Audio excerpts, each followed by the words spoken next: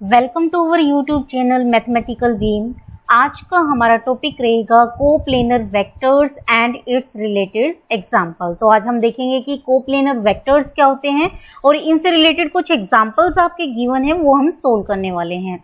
लेकिन इससे पहले एक प्रॉपर्टी जो कि हमारी रह गई थी, क्या कह रहे कि एसटीपी दैट इज जो स्केलर ट्रिपल प्रोडक्ट है, if 0 when 2 of 3 vectors are parallel। कहते हैं कि आपको 3 वेक्टर्स दिए हुए हैं। सपोज आपको दिया हुआ है एक वेक्टर A, एक वेक्टर B और एक वेक्टर आपको C दिया हुआ है। कहते हैं कि अगर इनमें से कोई 2 वेक्टर्स पैरेलल हैं, मान लो A वेक्टर और B वेक्टर पैरेलल हैं, ठीक है, तो कहते हैं कि इनकी जो स्केलर ट्रिपल प्रोडक्ट आएगी दैट इज जो A B C वो कितनी आएगी, 0 आएगी। ये हमें प्रूव करना है। ठीक है, हमने पहले लेक्चर में डिस्कस भी किया था कि पैरेलल वेक्टर्स वो वेक्टर्स होते हैं जिनका जो लाइन सेगमेंट है वो क्या हो, पैरेलल हो। जैसे कि ए बी वेक्टर है और ई सी वेक्टर है, वो दोनों वेक्टर्स क्या हैं आपके, पैरेलल्स है। मान लो ये जो हमने इसको ए बी वेक्टर है, इसको हमने नाम दे रखे यू वेक्टर। जैसे यहाँ ए बी वेक्टर है और ई सी वेक्टर्स हैं, दोनों के लाइन सेगमेंट क्या दिए हुए हैं, पैरेलल है। तो यानी जो ए बी वेक्टर है और ई सी वेक्टर है वो दोनों वेक्टर्स कैसे हो गए, पैरेलल हो गए। अब आप ये देखो ए बी वेक्टर है और ई सी वेक्टर है, दोनों की डायरेक्शन क्या है, सेम है। जस्ट फर्क किसमें है, जस्ट मैग्नीट्यूड में फर्क है। मतलब क्या हम ए बी की लेंथ और इस जो ए बी की लेंथ है उसको किसी ऐसे स्केलर से मल्टीप्लाई कर सकते हैं कि क्या वो ई सी की लेंथ के बराबर आ जाए। जैसे हमने जब ई सी की लेंथ निकाली वो आई 8.49 और जब हमने ए बी की लेंथ निकाली, ए बी की लेंथ आई समथिंग 4.24। तो 4.24 को क्या किसी ऐसे स्केलर से मल्टीप्लाई किया जा सकता है कि वो 8.49 आ जाए। ठीक है, जो ए बी का यहाँ मैग्नीट्यूड है, जो ए बी का मैग्नीट्यूड है वो समथिंग आ रहा है 4.24। ठीक है, और जो ई सी वेक्टर है, ई सी वेक्टर इसका आ रहा है 8.49। ई सी जो वेक्टर है इसका मैग्नीट्यूड आ रहा है 8.49। अब जो EC का मैग्नीट्यूड है वो किसी scalar time of AB vector के बराबर हो सकता है क्या, मतलब 8.49 जो है 4.24 को कितने से मल्टीप्लाई किया जाए कि 8.49 आ जाए। अगर हम 8.49 बाय में 4.24 से मल्टीप्लाई कर दें तो ये जो है आपका वो क्या मिल जाएगा, ये इसी वेक्टर का मैग्नीट्यूड मिल जाएगा। मतलब दोनों वेक्टर्स का जो लेंथ है वो क्या हो जाएगी, सेम हो जाएगी, मैग्नीट्यूड हो जाएगा, सेम हो जाएगा। यानी कहने का मतलब क्या है, जो पैरेलल वेक्टर्स होते हैं, जो पैरेलल वेक्टर्स हैं उन्हें इक्वल वेक्टर्स भी बना सकते हैं। अगर दोनों की डायरेक्शन सेम है तो उन्हें हम इक्वल बना सकते हैं अगर हम क्या कर दें, एक स्केलर से क्या कर दें, मल्टीप्लाई कर दें। यहाँ स्केलर पॉजिटिव होगा अगर दोनों की डायरेक्शन सेम है, अगर दोनों की डायरेक्शन अपोजिट है तो वो स्केलर क्या हो जाएगा, नेगेटिव हो जाएगा। तो यानी कहने का मतलब क्या है, अगर 2 वेक्टर्स इक्वल हैं तो एक वेक्टर को आप दूसरे वेक्टर से ऑब्टेन कर सकते हो अगर उसको किसी स्केलर से मल्टीप्लाई कर दिया जाए। जैसे कि यहाँ EC का मैग्नीट्यूड ही इसके बराबर है, EC वेक्टर जो है वो 8.49 बाय में 4.24 ऑफ AB वेक्टर है यहाँ पर। ठीक है, तो 2 वेक्टर्स अगर पैरेलल हो तो एक वेक्टर को आप किसी स्केलर से मल्टीप्लाई कर सकते हो कि आपको दूसरा वेक्टर क्या हो जाए, मिल जाएगा। ठीक है, अगर दोनों की डायरेक्शन सेम है तो ये क्या हो जाएंगे, दीज आर मतलब लैम्डा जो है वो पॉजिटिव हो जाएगा। अगर ए और बी जो है दोनों की डायरेक्शन अपोजिट है, दैट इज अनलाइक वेक्टर्स हैं, तो लैम्डा उस केस में क्या हो जाएगा, नेगेटिव हो जाएगा। लेकिन हर केस में आपको लैम्डा डेफिनेटली मिलेगा। यानी पैरेलल वेक्टर है तो वो एक दूसरे के क्या होंगे, स्केलर मल्टीपल होंगे, आप दूसरे वेक्टर से पहले वेक्टर को ऑब्टेन कर सकते हो। तो हमें क्या प्रूव करना था, हमें प्रूव करना था कि 3 वेक्टर्स में से 2 वेक्टर्स हैं ऐसे हैं जो पैरेलल हैं। हमने मान लिया A और B ऐसे वेक्टर्स हैं जो पैरेलल हैं। हमें शो करने की जो इनकी स्केलर ट्रिपल प्रोडक्ट आएगी वो 0 आएगी। ठीक है, अब A vector lambda times of B vector हो गया, जहां लैम्डा आप मेंशन कर दो, this is a scalar quantity. ठीक है, दिस इज ए स्केलर। अब आपको स्केलर ट्रिपल प्रोडक्ट लेनी है किसकी, A B C की। ठीक है, ए बी सी का मीनिंग क्या हुआ, this is equal to A की वैल्यू रख दो, lambda times of B vector B vector, C vector, ठीक है। ए बी सी, इसका मीनिंग होता है A cross B dot C, सही है। ए की वैल्यू रख दो, ए की वैल्यू होगी lambda B cross B dot C. This is scalar triple product of A B and C. हमें पता है स्केलर है, स्केलर बाहर हो जाता है क्योंकि क्रॉस हमेशा वेक्टर्स के बीच में रहेगी, बी क्रॉस बी हो जाएगा और डॉट क्या हो जाएगा सी, और खुद के साथ क्रॉस कितनी आएगी, जीरो आएगी, यानी ये हो जाएगा zero vector dot C vector, और this is always equal to कितना होगा, जीरो होगा, ठीक है। तो स्केलर ट्रिपल प्रोडक्ट जीरो आएगी अगर तो वेक्टर्स क्या होंगे, पैरेलल होंगे तीन वेक्टर्स में से। तो आप इसको डिटर्मिनेंट से भी प्रूव कर सकते हो, जैसे कि ये है ए के आपके ए के जो बी है, मान लो इसके कंपोनेंट है सपोज b1 आई कैप, b2 जे कैप प्लस में b3 के कैप, ठीक है। तो ए वेक्टर जो है वो क्या है, lambda times of B vector, यानी इसके कंपोनेंट आ जाएंगे लैम्डा b1 और लैम्डा b2 और लैम्डा b3, ठीक है। और मान लो जो c वेक्टर है इसके कंपोनेंट्स वो c1 c2 c3 है, यानी this is c1 I cap, c2 J cap plus में c3 के कैप। आप चाहो तो डिटर्मिनेंट से भी सोल्व कर सकते हो, यहाँ हो जाएगा lambda b1 lambda b2 lambda b3, फिर हो जाएगा b1 b2 b3, फिर हो जाएगा आपका c1 c2 c3। अब देखो पूरी रो में से कॉमन क्या है, लैम्डा, लैम्डा को हम बाहर निकाल सकते हैं। अगेन डिटर्मिनेंट में कोई भी दो रो इक्वल होते ही डिटर्मिनेंट कितना आ जाता है, जीरो आ जाता है, यानी स्केलर ट्रिपल प्रोडक्ट कितनी आ जाएगी, जीरो आ जाएगी। अब आते हैं हम किस पर, कोप्लेनर वेक्टर्स पर। तो सबसे पहले हम देखते हैं, तो अब हम डिस्कस करते हैं कोप्लेनर वेक्टर्स के बारे में।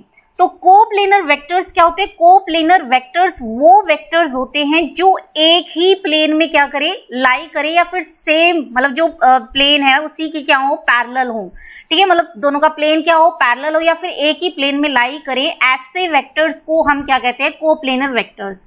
आपने प्लस 2 में पढ़ा होगा, जैसे कि मान लो आपको तीन वेक्टर्स दिए हो, सपोज ए बी और सी वेक्टर्स दिए हुए हैं, अगर ये कोप्लेनर वेक्टर्स है तो हम एक वेक्टर को बाकी बचे हुए वेक्टर्स के कॉम्बिनेशन में लिख सकते हैं। कहने का मतलब क्या है कि आप दो स्केलर ऐसे निकाल सकते हो, मान लो एक लैम्डा की, उसको लैम्डा को ए से मल्टीप्लाई कर दिया जाए, और एक स्केलर ले लिया सपोज म्यू, म्यू से बी को मल्टीप्लाई कर दिया जाए, और इन दोनों का कॉम्बिनेशन ले लिया जाए, तो आपको क्या मिल जाएगा, सी वेक्टर मिल जाएगा, ठीक है। मतलब अगर आपके तीन वेक्टर्स जो हैं कोप्लेनर है, तो आप वो जो हैं वो क्या होते हैं, लीनियरली डिपेंडेंट होते हैं। लीनियरली डिपेंडेंट कहने का मतलब यहाँ पर क्या है, मान लो एक ये है lambda 1 times of A plus में lambda 2 times of B plus में lambda 3 times of C vectors.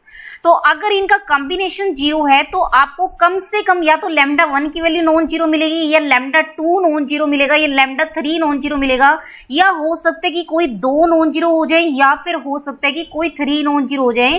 तीनों एक साथ जीरो नहीं होंगे, मतलब ऐसा नहीं होगा कि लैम्डा 1 भी जीरो हो जाए और लैम्डा 2 भी जीरो हो जाए और लैम्डा 3 भी जीरो हो जाए, ठीक है।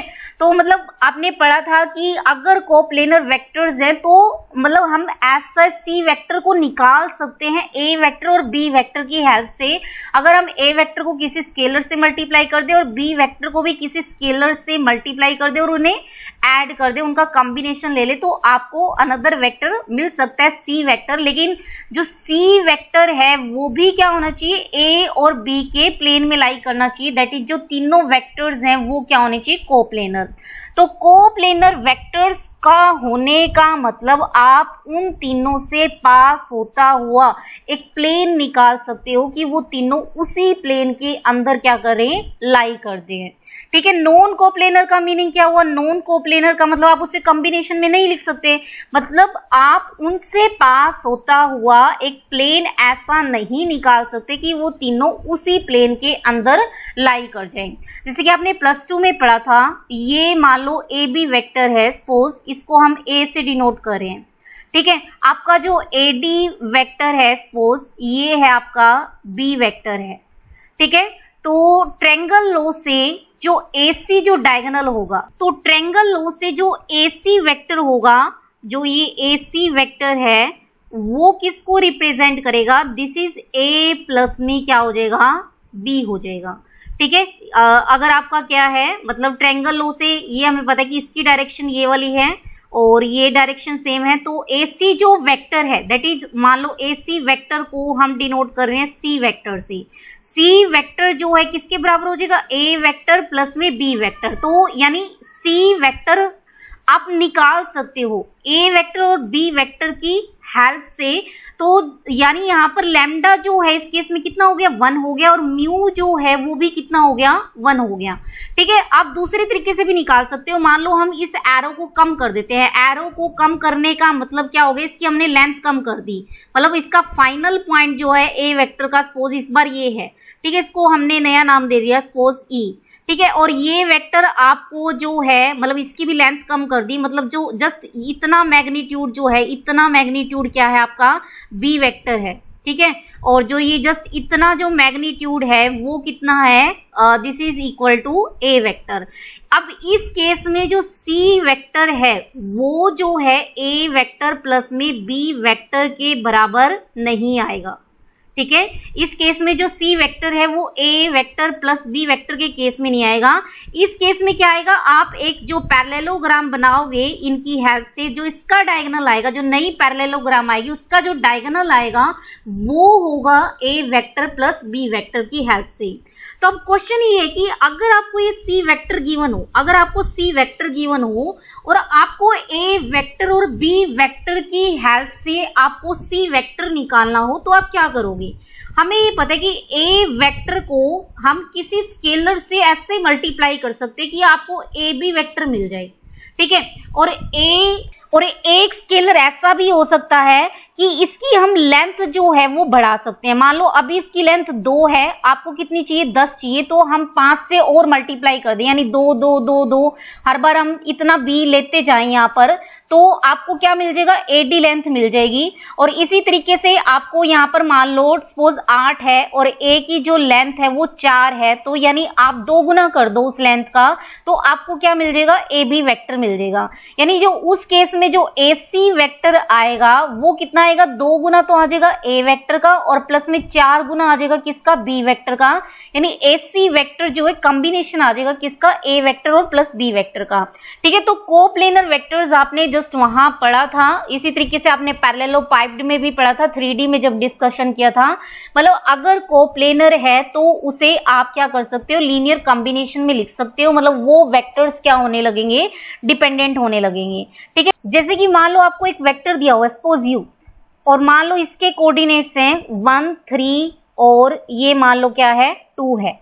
यानी जो ये वेक्टर है, ये जो ब्लैक से रिप्रेजेंट हो रहा है, ये आपका क्या दिया हुआ है, यू वेक्टर दिया हुआ है। ठीक है, और सपोज आपको एक वेक्टर वी दिया हुआ है, सपोज उसके कोऑर्डिनेट्स आपको दिए हुए हैं 2 और 5 और ये मान लो कुछ 6 दिया हुआ है। ठीक है, तो जो ये वेक्टर है, दूसरे वाला जो वेक्टर है, इसका हम कलर चेंज कर देते हैं एक बार के लिए। सपोज येलो कलर हम इसका चूज कर रहे हैं। ठीक है, तो जो येलो वाला है ये मान लो वी वेक्टर है, और जो ये यू जो वेक्टर है ये आपका ब्लैक वेक्टर है। ठीक है, जो अब हम W एक वेक्टर बना रहे हैं, W वेक्टर ऐसा ले रहे हैं कि वो 2 टाइम्स तो क्या हो जाए, U के बराबर हो जाए, और प्लस में जो है 3 टाइम्स ऑफ क्या हो जाए, V के बराबर हो जाए। ठीक है, W का कलर हम चेंज कर रहे हैं, सपोज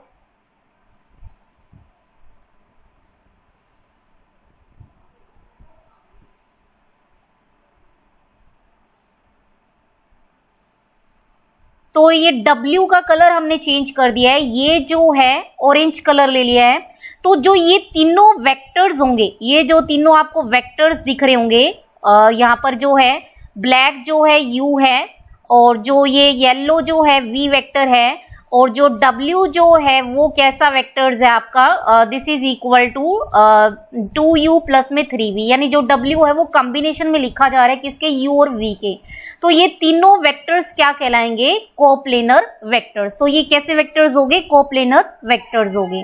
तो अब हम करते हैं कोप्लेनर वेक्टर्स से रिलेटेड एक प्रॉपर्टी, कोप्लेनर से रिलेटेड एक थ्योरम और करते हैं हम। थ्योरम क्या कह रहे हैं कि the necessary and sufficient condition that 3 non parallel. सबसे पहले यहाँ देखो इंपॉर्टेंट क्या है कि तीनों जो पैरेलल जो वेक्टर्स दिए हुए वो कैसे दिए हुए, नॉन पैरेलल, प्लस कैसे दिए हुए, नॉन जीरो दिए हुए हैं। ठीक है, वो कहते हैं कि कोप्लेनर होंगे कब, अगर उनकी स्केलर ट्रिपल प्रोडक्ट क्या हो जाए, जीरो हो जाए। क्या कह रहे हैं, आपको तीन वेक्टर्स दिए हुए हैं, मान लो एक वेक्टर ए है, सपोज बी, और एक वेक्टर आपको सी दिया हुआ है। कहते हैं कि सबसे पहले तो तीनों वेक्टर्स कैसे हैं, नॉन जीरो, ए भी नॉन जीरो है, बी भी नॉन जीरो है, ठीक है, और जो सी है वो भी क्या है, नॉन जीरो वेक्टर है, ठीक है। तीनों वेक्टर्स आपके कैसे, नॉन जीरो, प्लस कह रहे हैं कि वो तीनों ही आपस में क्या है, नॉन पैरेलल, यानी ए बी के भी पैरेलल नहीं है, ए जो है वो सी के भी पैरेलल नहीं है, सेम जो बी है वो भी सी के पैरेलल नहीं है, मतलब तीनों आपस में क्या है, पैरेलल नहीं है, दीज आर नॉन पैरेलल्स। कहते हैं कि अगर ए बी सी कोप्लेनर हुए तो तीनों की स्केलर ट्रिपल प्रोडक्ट कितनी आएगी, जीरो। एंड कन्वर्स, कन्वर्स का मतलब अगर आपके तीन नॉन पैरेलल और नॉन जीरो वेक्टर्स दिए हुए हैं जिनकी स्केलर ट्रिपल प्रोडक्ट जीरो आ जाए तो वो वेक्टर्स कैसे होंगे, कोप्लेनर होंगे, ठीक है। तो हमें इसके दोनों पार्ट प्रूव करने हैं। तो सबसे पहले हमने मान लिया आपके ए बी सी जो है तीन non zero non coplanar vectors दिए हुए हैं, तो ए बी सी मान लो कैसे हैं, नॉन जीरो और non parallel, non zero non parallel और कोप्लेनर वेक्टर्स हैं, कोप्लेनर, ठीक है, वेक्टर्स। तो हमें क्या प्रूव करना है, हमें प्रूव करना है कि तीनों की स्केलर ट्रिपल प्रोडक्ट कितनी आएगी, जीरो आएगी, ये हमें प्रूव करना है, ठीक है। तो सबसे पहले स्केलर ट्रिपल प्रोडक्ट का मीनिंग होता है ए क्रॉस बी डॉट सी, ठीक है, ये हमें प्रूव करना है कि जीरो है। अब याद हो आपको, दो वेक्टर्स की डॉट प्रोडक्ट जीरो हो तो इसका मतलब ये नहीं होता कि वो परपेंडिकुलर हैं, लेकिन अगर ए भी नॉन जीरो हो, ठीक है, और बी भी नॉन जीरो है और दोनों की डॉट जीरो आ जाए, देन डेफिनेटली ए और बी क्या होंगे, एक दूसरे के परपेंडिकुलर होंगे, ठीक है। अब सेम यहां पर देखो, अगर हम ये प्रूव कर दे कि इनकी डॉट जीरो है और ए क्रॉस बी भी अगर नॉन जीरो हुआ, नॉन जीरो वेक्टर हुआ, सी भी नॉन जीरो वेक्टर हुआ, तो डॉट जीरो होने का मतलब यहां से ये प्रूव हो जाएगा कि ए क्रॉस बी जो है सी के क्या है, परपेंडिकुलर है। यहां से एक रिजल्ट ये निकलाएगा कि ए क्रॉस बी जो है वो सी के परपेंडिकुलर आएगा। अब देखो ए क्रॉस बी याद हो आपको, अगर ए भी नॉन जीरो होता है, बी भी नॉन जीरो होता है, तो स्केलर ट्रिप जो क्रॉस जीरो थी, क्रॉस जीरो एक केस में होती थी जब ये वेक्टर्स क्या से हो जाते थे, पैरेलल हो जाते थे, ठीक है। लेकिन इस केस में क्या दिया हुआ है, पैरेलल भी नहीं है, प्लस वेक्टर्स भी कैसे है, नॉन जीरो। इसका मतलब ए क्रॉस बी क्या आने वाली है, डेफिनेटली आपकी नॉन जीरो आने वाली है, ठीक है, क्योंकि ए क्रॉस बी जीरो होने का मतलब या तो कोई वेक्टर्स जीरो, वेक्टर्स वैसे ही जीरो नहीं है, या फिर वेक्टर्स क्या हो, पैरेलल हो, वेक्टर्स पैरेलल भी नहीं दिए हुए, तो यानी ए क्रॉस बी नॉन जीरो आ गई। सी वैसे ही नॉन जीरो गिवन है, तो डॉट जीरो होने का मतलब ए क्रॉस बी जो है वो सी के परपेंडिकुलर है। अब हमें पता है कि जो ए क्रॉस बी है वो ए के भी परपेंडिकुलर होता है, ठीक है, ए क्रॉस बी जो है वो सी के भी परपेंडिकुलर है, ठीक है। अब आप सोचो ए क्रॉस बी जो है सी के नहीं, बी के भी परपेंडिकुलर है, ठीक है।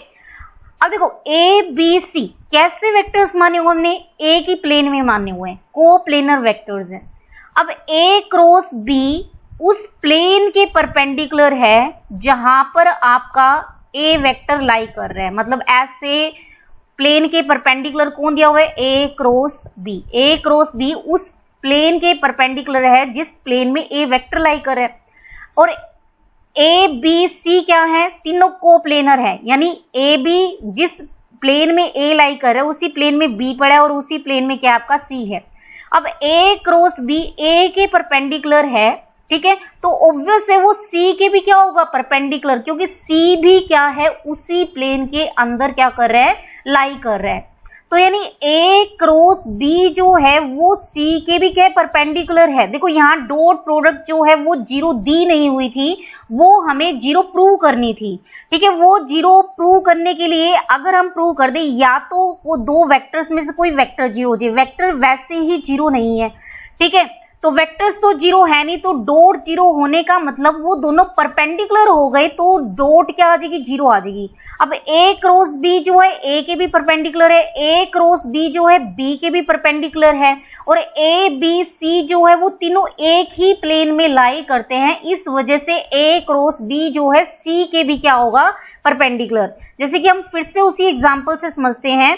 अगेन आपको u वेक्टर दिया हुआ था जो ब्लैक वाला है, ठीक है। यहाँ हम लिख देते हैं कि जो u है, u ब्लैक वाला जो वेक्टर है वो u है, ठीक है। और जो ये वाला है येलो वाला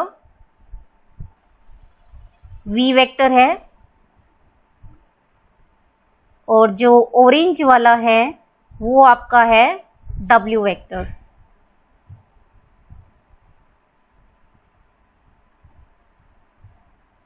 ठीक है, तो ये हो गया u, और यहाँ है आपका v वेक्टर मिलेगा आपको, ठीक है, और यहाँ पर ये w वेक्टर मिलेगा आपको, ठीक है। तो ये हो गए u v w।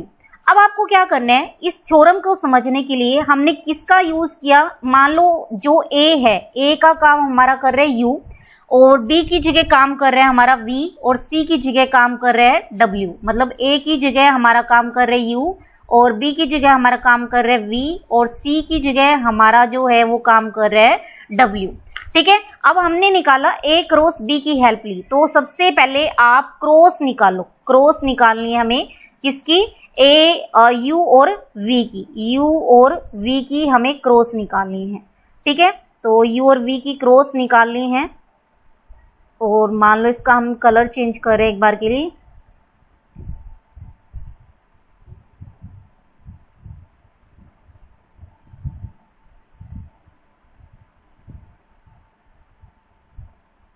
ठीक है, तो जो ये ग्रीन वेक्टर जो है, आप देख सकते हो यहाँ पर जो ये ग्रीन वेक्टर जो है वो ऐसा वेक्टर है जो u के भी परपेंडिकुलर है और v के भी परपेंडिकुलर है। जो ग्रीन वेक्टर है वो किसको डिनोट कर रहा है, this is equal to cross product of u and v, ठीक है। अब हम निकालते हैं एंगल बिटवीन, एंगल निकालते हैं अब हम किसके बीच में, u और v के बीच में। हमें पता है कि a जो u क्रॉस v है, u क्रॉस v को इन्होंने नाम दे दिया है a वेक्टर, ठीक है। तो हमें पता है कि u क्रॉस v जो है u के भी परपेंडिकुलर होता है, और u क्रॉस v जो है v के भी परपेंडिकुलर है। अब हमें देखना है कि u क्रॉस v जो है w के भी परपेंडिकुलर है या नहीं, तो इसके बीच में हम एंगल निकालते हैं।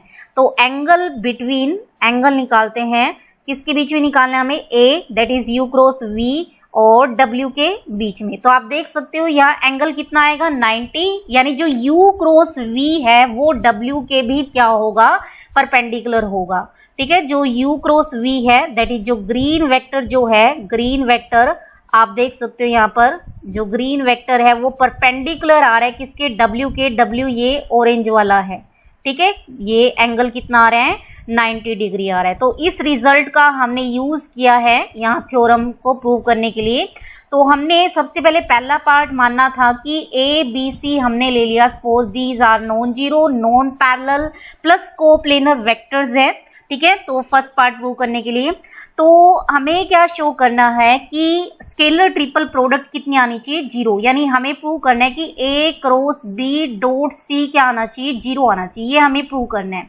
तो हमें ये पता है कि सबसे पहले तो जो a क्रॉस b है वो a के भी परपेंडिकुलर है, a क्रॉस b जो है b के भी परपेंडिकुलर है, ठीक है। यानी a क्रॉस b जो है a वाला जिस प्लेन में a लाई कर रहा है उसके परपेंडिकुलर है, और जिस प्लेन में b लाई कर रहा है उसके भी परपेंडिकुलर है। लेकिन a b c तीनों एक ही प्लेन में लाई कर रहे हैं क्योंकि ये कोप्लेनर है, तो a क्रॉस b ऑब्वियस है कि वो c के भी क्या होगा, परपेंडिकुलर। तो इनकी स्केलर ट्रिपल प्रोडक्ट क्या आ जाएगी, जीरो, और ये हमें फर्स्ट पार्ट इसका प्रूव करना था। अब कन्वर्स, कन्वर्स के लिए क्या दिया हुआ है आपको, अगेन आपको तीन वेक्टर्स दिए हुए हैं a b c। कैसे वेक्टर्स दिए हुए हैं, non zero plus non parallel, ठीक है, non zero plus non parallel, ठीक है। और ऐसा दिया हुआ है कि इनकी जो स्केलर ट्रिपल प्रोडक्ट है वो क्या दी हुई है, दिस इज इक्वल टू 0। हमें क्या प्रूव करना है कि जो ए बी सी है वो एक ही प्लेन में लाई करनी चाहिए, यानी ये क्या होनी चाहिए, कोप्लेनर होनी चाहिए, ठीक है। तो हमें ये प्रूव करना है। तो सबसे पहले जो चीज दी हुई है इसका यूज करते हैं। देखो इसका मीनिंग ए क्रॉस बी डॉट C0 हो गया, सही है। फिर हमने बताया था कि ए क्रॉस बी भी नॉन जीरो है because these are non zero vectors and non parallel vectors. A cross B जो है वो नॉन जीरो वेक्टर है, ठीक है। और सी भी गिवन है कि नॉन जीरो वेक्टर है। तो डॉट जीरो होने का मतलब, और ये दोनों वेक्टर्स नॉन जीरो, इसका मतलब ए क्रॉस बी जो है सी के क्या है, परपेंडिकुलर, ठीक है। अब हमें पता है कि ए क्रॉस बी जो है वो ए के भी परपेंडिकुलर होता है, और जो ए क्रॉस बी जो है वो किसके परपेंडिकुलर होता है, बी के भी परपेंडिकुलर है।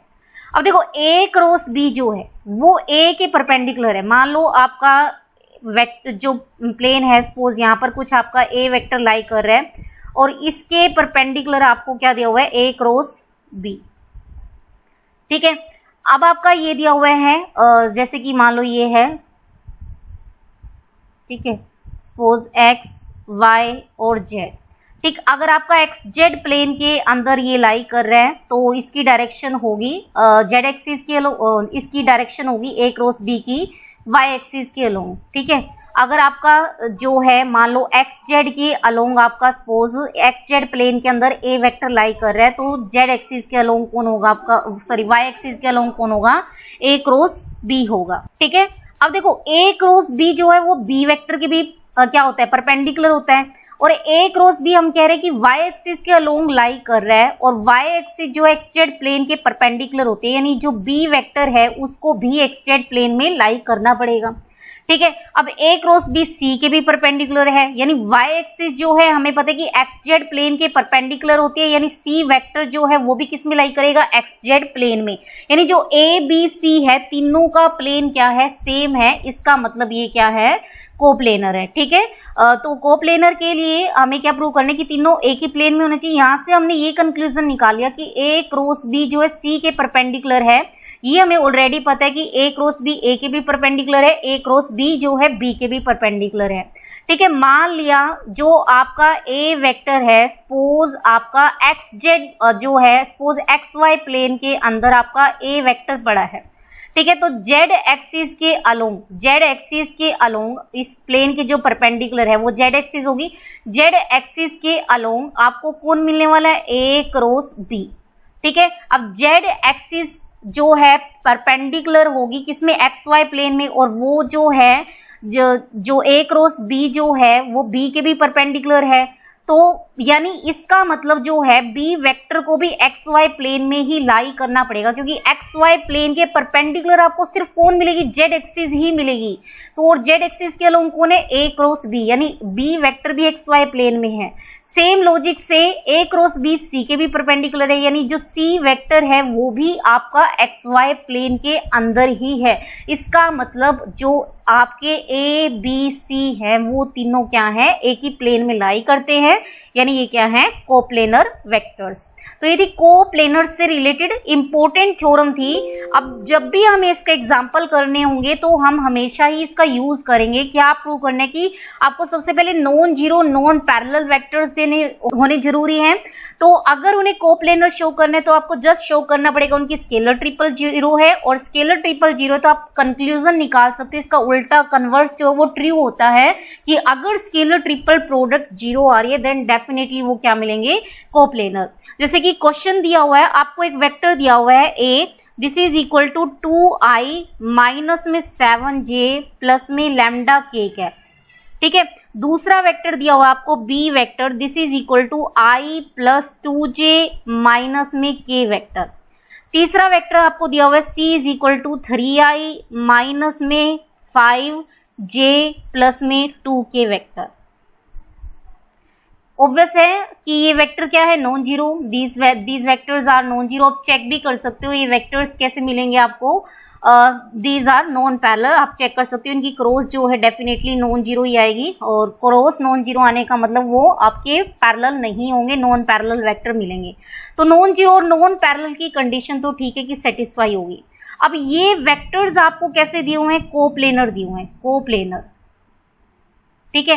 अब हमें पता है कि 3 नॉन जीरो वेक्टर्स हो, ठीक है, और आपके नॉन पैरेलल हो प्लस कोप्लेनर हो, तो उनकी स्केलर ट्रिपल प्रोडक्ट क्या होती है, 0। अब हमें लैम्डा की वैल्यू निकालनी है, तो स्केलर ट्रिपल प्रोडक्ट 0 है, इसका यूज करके हम लैम्डा निकालेंगे, ठीक है। तो हमें लैम्डा निकालना है, तो सबसे पहले स्केलर ट्रिपल प्रोडक्ट देखो, इसकी कितनी आएगी, 2 -7 लैम्डा 1 2 -1 3 -5 2, यानी ये डिटर्मिनेंट 0 हो गया। इसको आप सोल्व कर लो, ये हो जाएगा 2, ये हो जाएगा 4, माइनस में 5, प्लस में 7 टाइम्स ऑफ 2 प्लस में 3, और प्लस हो जाएगा आपका लैम्डा टाइम्स ऑफ माइनस में 5 माइनस में 6, दिस इज इक्वल टू 0, यानी माइनस में 2 प्लस में, और ये हो जाएगा 35, और ये हो जाएगा माइनस में 11 lambda is equal to 0। I think ये लैम्डा की वैल्यू यहाँ आ जाएगी 3 आ जाएगी। तो इस केस में आपको कोप्लेनर दिए हुए थे, आपको क्या करना था, लैम्डा की वैल्यू निकालनी थी, तो हमने उस थ्योरम का यूज किया कि लैम्डा निकालने के लिए आपको स्केलर ट्रिपल प्रोडक्ट को क्या रखना पड़ेगा, 0। अब इससे रिलेटेड कुछ और एग्जाम्पल देखते हैं। नेक्स्ट एग्जाम्पल दिया हुआ है कि आपको शो करना है कि जो वेक्टर्स है, वेक्टर कैसा है, a माइनस में 2b प्लस में 3c, ठीक है, माइनस में 2a प्लस 3b माइनस में 4c वेक्टर, और a vector minus 3b vector plus 5c vector, ये 3 वेक्टर दिए हुए हैं। सपोज इसको हमने नाम दे दिया u vector, this is suppose v vector, और this is suppose w vector, ठीक है। आपको ये तीनों वेक्टर्स नॉन जीरो और नॉन पैरेलल गिवन होने चाहिए, ठीक है। तो ये हमें प्रूव करना है कि ये क्या होने चाहिए, कोप्लेनर। कोप्लेनर के लिए हमें शो करना है कि जो इनकी स्केलर ट्रिपल प्रोडक्ट आएगी वो कितनी आनी चाहिए, 0 आनी चाहिए, यानी हमें प्रूव करना है कि जो u क्रॉस v है dot w this is equal to 0। तो सबसे पहले हम u क्रॉस v निकालते हैं, तो u क्रॉस v यानी कितना हो गया, पहले एक बार u एज इट इज ही रख लो, क्रॉस v की वैल्यू रख दो, माइनस में 2a plus 3b vector minus में 4c वेक्टर। तो स्केलर हमें पता है कि बाहर आ जाता है, और वेक्टर्स की मल्टीप्लाई हो जाएगी, that is u cross a plus में 3 times of u cross b minus 4 times of u cross c, ठीक है।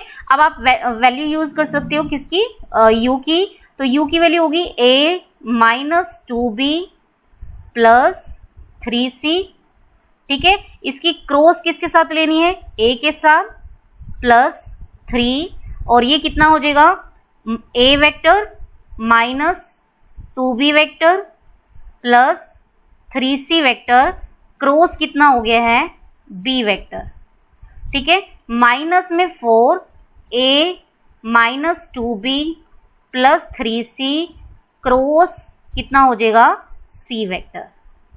अब आपको इसको सोल्व कर लेना है, तो सोल्व करोगे तो u cross v this is equal to, देखो कितना हो जाएगा, -2 टाइम्स ऑफ, देखो ये सबसे पहले बनेगा, ये हो जाएगा a क्रॉस a, ठीक है। फिर हो जाएगा माइनस में 2 times of b cross a, ठीक है। फिर हो जाएगा plus 3 times of c cross a, ठीक है, ये हो जाएगा। फिर नेक्स्ट आएगा आपका प्लस 3 टाइम्स ऑफ, ये हो जाएगा आपका a cross b minus 2 times of b cross b, ठीक है। नेक्स्ट हो जाएगा plus 3 times of c cross b, ठीक है। नेक्स्ट हो जाएगा -4 टाइम्स ऑफ, ये हो गया है A क्रॉस C, ठीक। नेक्स्ट हो गया -2 times of B cross C, फिर हो जाएगा 3 times of C cross C, ठीक है। अब हमें पता है कि खुद के साथ क्रॉस कितनी होती है 0, तो ये तो हो जाएगा 0 और ये हो जाएगा +4 times of B cross A आ जाएगा, ठीक है। और माइनस का 6 time of C cross A आ जाएगा, +3 times of A cross B। अब B क्रॉस B 0 होता है, प्लस हो जाएगा 9 time of C cross B, minus में 4 times of A cross C, plus 8 time of B cross C, और C cross C हमें पता है क्या होता है 0। अब हमें ये पता है कि जो A क्रॉस B होते हैं और B क्रॉस A होते हैं वो नेगेटिव वेक्टर्स होते हैं, that is A cross B, this is negative of B cross A। तो B क्रॉस A को minus of A cross B लिख सकते हैं, यानी इन दोनों को जब हम ऐड करेंगे तो इसको हम ऐसे लिख सकते हैं, माइनस में A क्रॉस B कहो या B क्रॉस A, ठीक है। सेम आपका ये हो जाएगा -6 और इसको लिख सकते हैं +4 C cross A, that is minus में 2 टाइम्स C क्रॉस A, ठीक है। ये हो जाएगा आपका -8 time of C cross B, that is answer आ जाएगा +C क्रॉस B, ठीक है। यानी U क्रॉस V की वैल्यू आ गई है, U cross V this is equal to B cross A -2 times of C cross A plus C cross B, ठीक है। अब हमें चाहिए U cross V dot W, ठीक है, वैल्यू रख दो। ये हो गया B cross A -2C cross A plus C cross B, ठीक है, और डॉट हो गया W की आपको वैल्यू दी हुई थी A -3B प्लस 5C।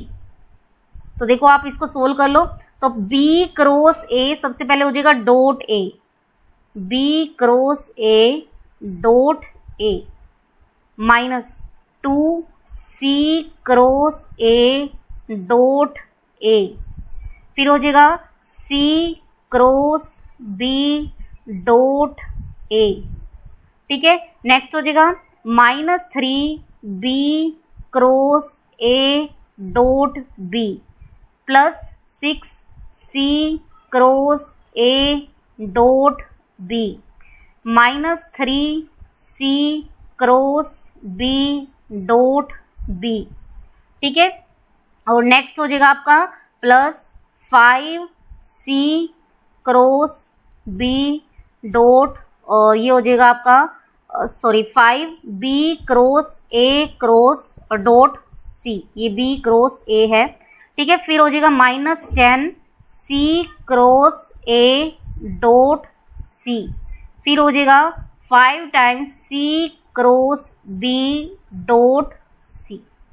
अब देखो ये क्या है BAA, हमें पता है ये BAA, और कोई भी दो वेक्टर्स इक्वल हो स्केलर ट्रिपल प्रोडक्ट में आंसर 0, तो ये हो गया 0, ये खत्म हो जाएगा आपका।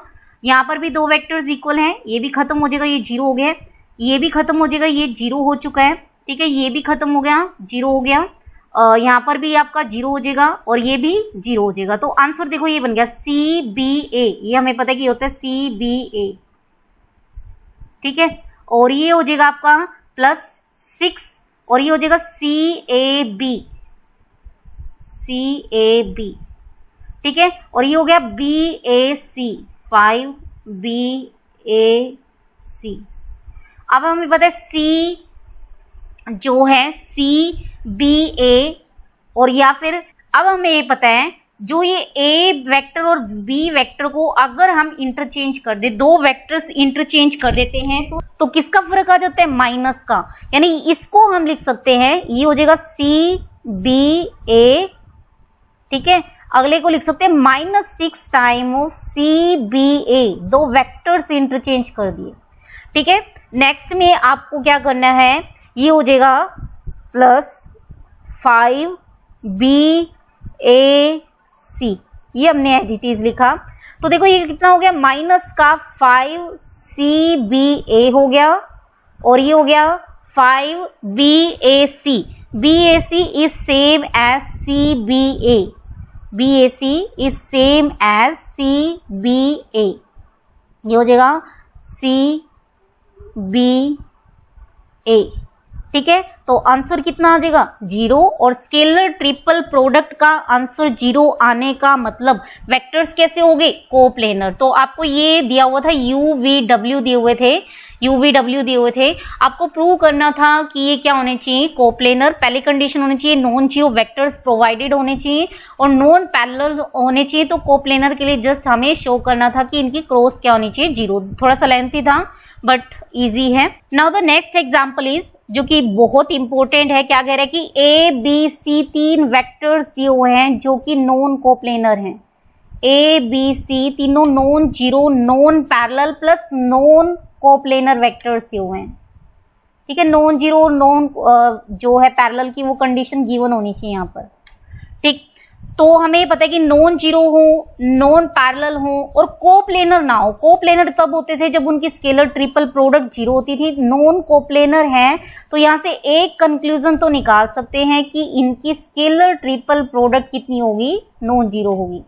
ठीक है, तो क्या कह रहे हैं कि आपको क्या प्रूव करना है, A क्रॉस B, ठीक है, B cross C, C cross A, इसकी जो स्केलर ट्रिपल प्रोडक्ट आएगी, this is equal to scalar triple product of ABC का स्क्वायर।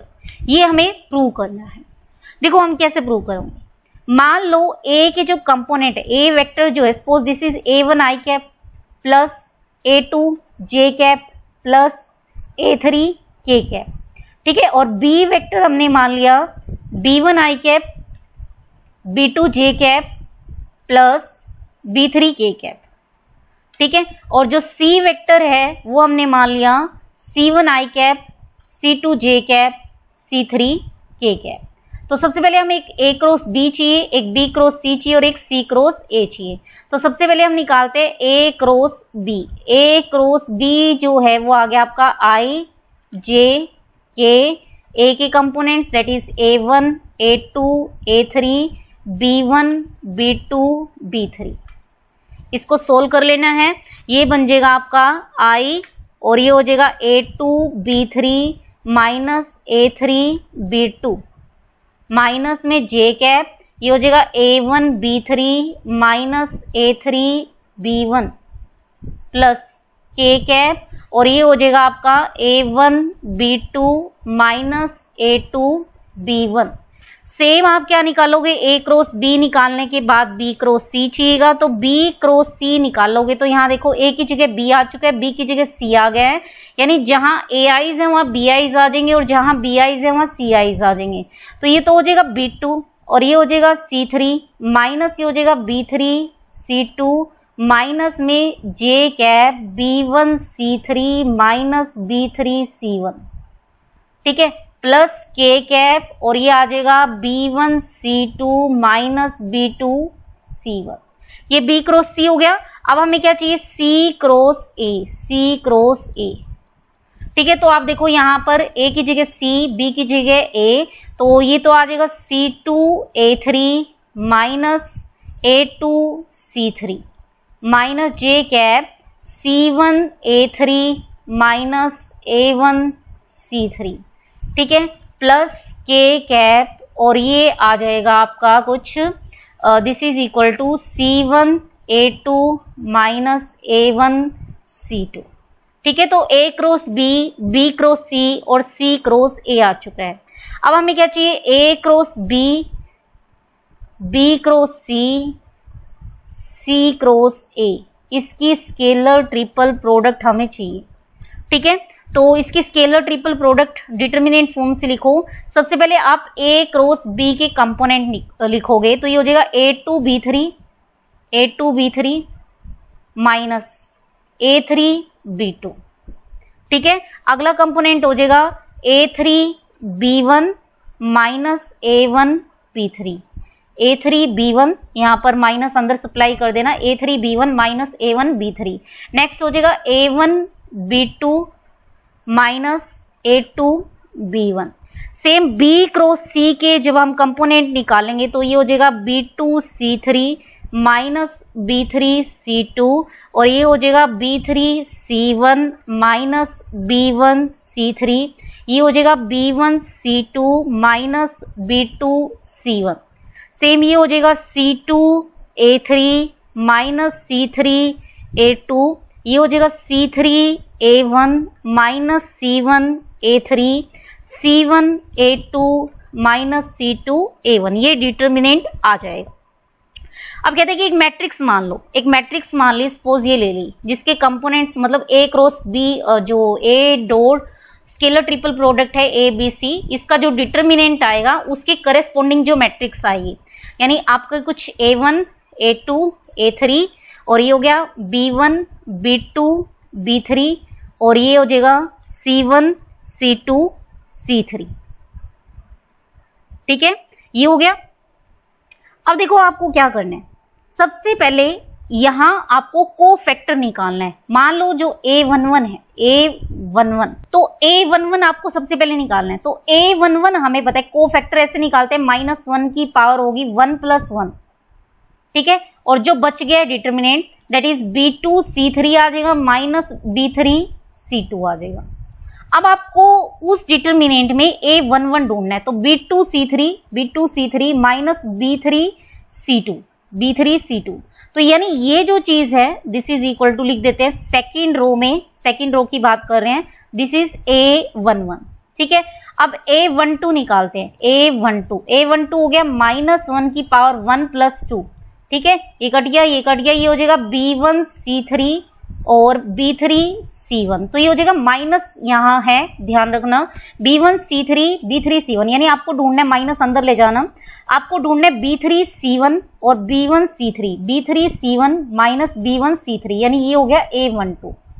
ठीक है, नेक्स्ट आपको निकालना है A13 निकालोगे तो आप देखो ये बनेगा B1C2 minus B2C1, B1C2 minus B2C1, तो ये हो गया A13।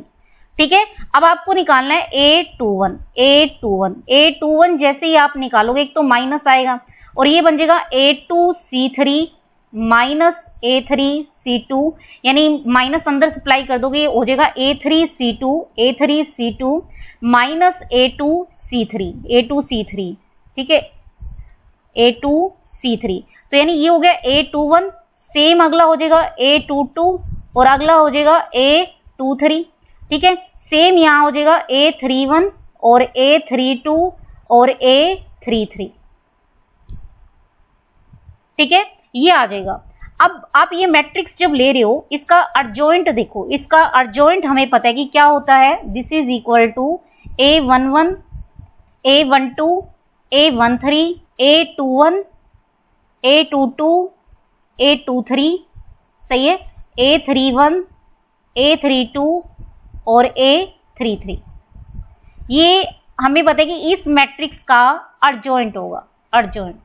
ठीक है, इस मान लो इससे हमने नाम दे दिया D मैट्रिक्स, तो दिस इज अर्जॉइंट ऑफ, तो देखो A cross B, B cross C और C क्रॉस A, इसकी स्केलर ट्रिपल प्रोडक्ट एक बार के लिए दोबारा लिख देते हैं, B cross C, C cross A। इसकी जो स्केलर ट्रिपल प्रोडक्ट आई है वो आ गई है A31 A32 A33।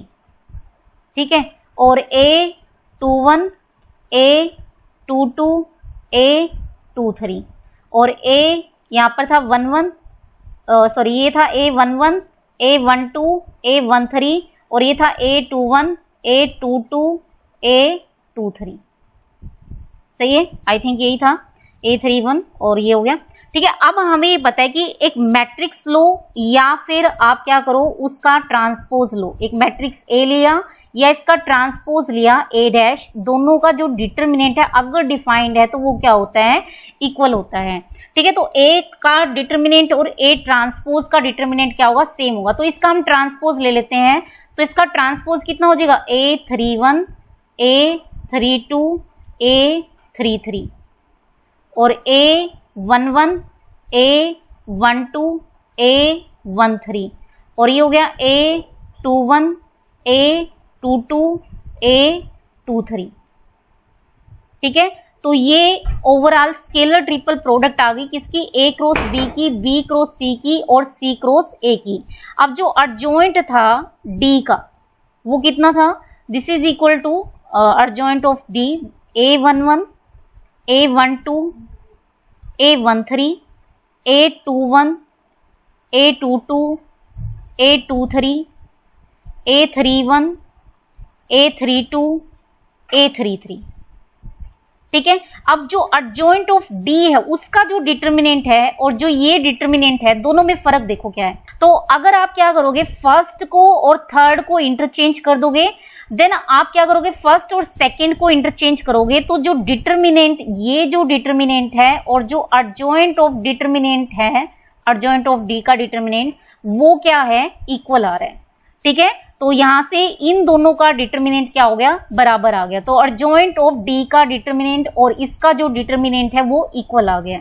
अब हमें ये पता है कि adjoint of A this is equal to determinant of A की पावर कितना होता है, n-1 होता है। कब, अगर A नॉन सिंगुलर हो, that is determinant of A क्या हो, नॉन जीरो हो। ठीक है, तो A की जगह हमारे पास D दिया हुआ है, अर्जॉइंट ऑफ D यानी this is equal to determinant of D की पावर n-1, n होता है ऑर्डर, ऑर्डर कितना है 3, तो यहाँ पर हो जाएगा डिटर्मिनेंट ऑफ D का स्क्वायर। और देखो D क्या थी, D this is equal to D this is equal to A1 A2 A3 B1 B2 B3 C1 C2 C3।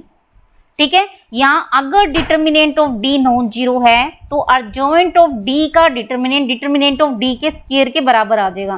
तो डिटर्मिनेंट ऑफ D मतलब determinant of A1 A2 A3 B1 B2 B3 C1 C2 C3 का square. और ये याद हो आपको, scalar triple product ही है A B और C की, ये इसका क्या हो गया, स्क्वायर। यानी इसका जो डिटर्मिनेंट है वो होता है scalar triple product of A B C, और डिटर्मिनेंट याद है स्केलर ट्रिपल प्रोडक्ट वो नॉन जीरो गिवन है क्योंकि नॉन कोप्लेनर वेक्टर्स गिवन है। ठीक है, तो A B C जो है this is equal to determinant of D, और ये नॉन कोप्लेनर वेक्टर्स गिवन थे तो इसलिए डिटर्मिनेंट ऑफ D कितना आ गया, नॉन जीरो आ गया। तो इस वजह से ये रिजल्ट इसके बराबर प्रूव हो गया। और अर्जॉइंट ऑफ D का डिटर्मिनेंट किसके बराबर था, स्केलर ट्रिपल प्रोडक्ट के बराबर, यानी जो स्केलर ट्रिपल प्रोडक्ट है ये this is equal to scalar triple product of ABC का स्क्वायर। ठीक है, थोड़ा लेंथी था लेकिन इंपॉर्टेंट क्वेश्चन है। एक बार दोबारा समझ लेते हैं। आपको क्या दिया हुआ है कि 3 non coplanar plus non parallel vectors दिए हुए हैं plus 3 non zero non parallel non coplanar vectors दिए हुए हैं। तो नॉन जीरो हो, नॉन पैरेलल हो, नॉन कोप्लेनर होने का मतलब इनकी स्केलर ट्रिपल प्रोडक्ट क्या आएगी, नॉन जीरो आएगी। आपको क्या प्रूव करना है, A cross B B cross C C cross A की जो स्केलर ट्रिपल प्रोडक्ट है this is equal to scalar triple product of A B C का स्क्वायर। तो हमने A के कंपोनेंट मान लिए, B के कंपोनेंट मान लिए और C के कंपोनेंट मान लिए। तो सबसे पहले हमने क्या करा, A क्रॉस B निकाला। ठीक है, तो A क्रॉस B हम डिटर्मिनेंट से निकाल सकते, सेम B क्रॉस C निकाला, C क्रॉस A निकाला। ठीक है, अब इसके बाद हमें चाहिए थी इसकी scalar triple product. Scalar triple product होती है डिटर्मिनेंट। ठीक है, पहले A क्रॉस B के कंपोनेंट आएंगे सारे के सारे, फिर B क्रॉस C के, फिर C क्रॉस A के आएंगे। फिर हमने एक मैट्रिक्स बनाई D जिसकी जो फर्स्ट रो थी वो A के कंपोनेंट है, सेकंड रो B के कंपोनेंट है, थर्ड रो C के कंपोनेंट है। इसके हमने कोफैक्टर्स निकाले। तो फिर हमने देखा जो इसकी सेकंड रो है this is A11 A12 A13 और first row A31 A32 A33 A21 A22 और A23 आ गया। ठीक है, अब हमने D का अर्जॉइंट निकाला, D का अर्जॉइंट ये आ गया। ठीक है। फिर हमने डी का एडजॉइंट ऑफ डी का डिटर्मिनेंट देखा और इसका डिटर्मिनेंट देखा, वो सेम आ गया, जस्ट दो चीजें इंटरचेंज हमें करनी थी, तो 2 बार नेगेटिव आया, ओवरऑल प्लस हो गया। तो ये जो एडजॉइंट ऑफ डी का डिटर्मिनेंट है और जो ये स्केलर ट्रिपल प्रोडक्ट है वो दोनों क्या होगी, सेम आ गई। ठीक है, ये सेम आने के बाद हमें ये पता है कि एडजॉइंट ऑफ ए का डिटर्मिनेंट जो है डिटर्मिनेंट ऑफ ए की पावर n-1 होगा, जहां n ए का ऑर्डर है, लेकिन a जो है नॉन सिंगुलर होनी चाहिए। तो यानी ये डिटर्मिनेंट ऑफ d की power n-1 that is determinant of d का स्क्वायर हो जाएगा अगर determinant of d non zero होगा। तो डिटर्मिनेंट ऑफ d कितना दिया हुआ है, scalar triple product of a b c, ठीक है, और ये गिवन ही है कि नॉन कोप्लेनर की वजह से ये क्या है, नॉन जीरो, यानी this is equal to determinant का स्क्वायर, और ये जो डिटर्मिनेंट है हमें पता है क्या होता है, scalar triple product of a b c। तो यही हमें इस एग्जाम्पल में प्रूव करना था। Now the next example based on non coplanar vector is, अब next example देखो क्या कह रहे हैं, आपको a वेक्टर दिया हुआ है, this is equal to i plus aj plus में a स्क्वायर k कैप, ठीक है। b वेक्टर दिया हुआ है i cap plus bj plus b square k cap. आपको c वेक्टर दिया हुआ है i cap plus cj plus c square k vectors. कह रहे कि जो ए बी सी वेक्टर्स हैं वो दिए हुए हैं नॉन कोप्लेनर, गिवन है कि ये नॉन कोप्लेनर है, ठीक है। ऑब्वियस है कि ये वेक्टर्स कैसे हैं, नॉन जीरो, क्योंकि अगर ए बी सी भी जीरो हो गए तो आई एथ का कंपोनेंट तो दिया ही हुआ है, तो ए बी सी वेक्टर्स कैसे हैं आपके, नॉन जीरो। आप चेक कर सकते हो कि क्रॉस जो है ए क्रॉस बी करो, ए क्रॉस सी करो, बी क्रॉस सी करो, वो नॉन जीरो आने वाली है, मतलब ये कैसे वेक्टर्स हैं, नॉन पैरेलल वेक्टर्स है। तो नॉन जीरो है, नॉन पैरेलल है, प्लस नॉन कोप्लेनर है। तो इसका मतलब जो इसकी जो स्केलर ट्रिपल प्रोडक्ट आएगी ए बी सी की, वो क्या होगी, नॉन जीरो। तो स्केलर ट्रिपल प्रोडक्ट का मतलब 1a square, 1b square, 1c square, ये आपको क्या दे दी गई है, नॉन जीरो।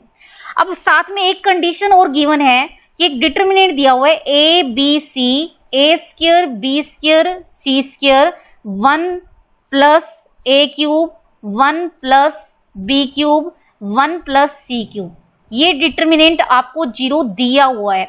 आपको क्या प्रूव करना है, जो ए बी सी की वैल्यू है इनकी प्रोडक्ट कितनी आनी चाहिए, -1 आनी चाहिए, आपको शो करना है।